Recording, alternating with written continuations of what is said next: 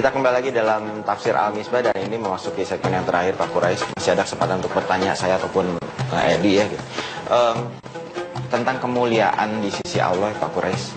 Itu kan kalau Nabi Muhammad kan sudah istilahnya sudah dijamin sebagai manusia yang paling mulia yang masuk surga gitu. Nah, untuk kita manusia-manusia yang hidup zaman sekarang ataupun masa depan masa yang akan datang gitu. Apakah ada kemungkinan untuk bisa mengejar status seperti itu, Pak Quraisy? Paling tidak ya gitu, hampir seperberapanya lah gitu, agar kita merasa yakin. Iya, satu hal dulu, tidak benar, saya ulangi, tidak benar bahwa Nabi Muhammad sudah dapat jaminan sorga. Nah, sorga itu hak prerogatif Allah. Nah, oke. Prerogatif. Ya toh? Ya. Memang kita yakin bahwa beliau ini. Kenapa saya katakan begitu?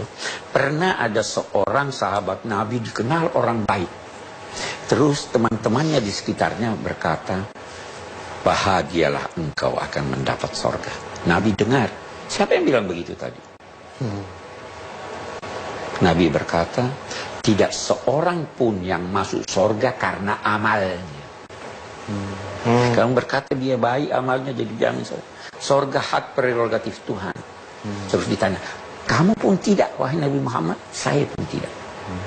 Kecuali kalau Allah menganugerahkan rahmat kepada saya.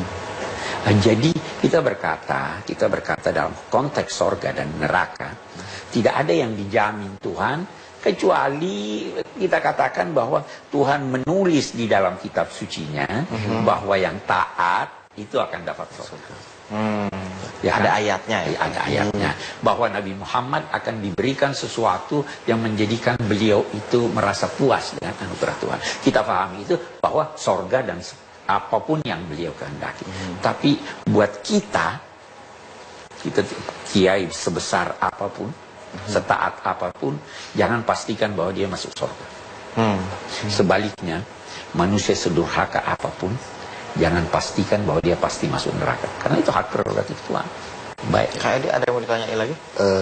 Jadi tadi sebetulnya pertanyaannya belum. Jadi untuk paling tidak bisa menyamai, kalau menyamai terlalu jauh ya, paling tidak seberapanya lah mendekati apa yang diraih, apa yang sudah diraih oleh Rasulullah. Kita upayanya dengan apa saja mungkin. Iya, kita laksanakan tuntunannya semampu kita. Dan ketahuilah bahwa sorga itu bertingkat-tingkat kan. Nah, saya biasa berpikir, saya masuk di pinggiran sorga sudah syukur.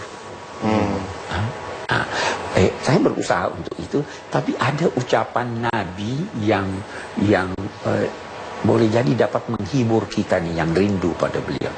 Beliau berkata, seseorang itu akan berada bersama siapa yang dicintainya. Jadi kalau Anda mencintai Rasul, Anda akan bersama dia. Mencintai siapapun, Anda kemungkinan akan bersama dia. Kalau yang Anda cintai orang kafir, Anda akan bersama dia. Karena cinta itu bukan sekedar ucapan. Siapa yang mencintai seseorang, dia akan patuh kepadanya. Dia akan berkorban untuknya. Itu kan tanda cinta. Dia akan selalu menyebut-nyebut namanya. Kita kalau jatuh cinta pada satu gadis, bagaimana? Anda tidak lihat keburukannya. Anda selalu menyebut-nyebutnya. Anda rindu ingin dekatnya. Kita begitu. Saya kira itu mungkin bisa mengantar kita dekat kepadanya atau ini. Baik, Pak Quraisy, mungkin sekarang waktunya untuk memberikan kesimpulan dari kita pembicaraan hari ini. Oke. Kita punya kesimpulan. Al-Isra yang dimulai ayat ke-70 ya, Pak. Mulai ayat ke-70. Baik.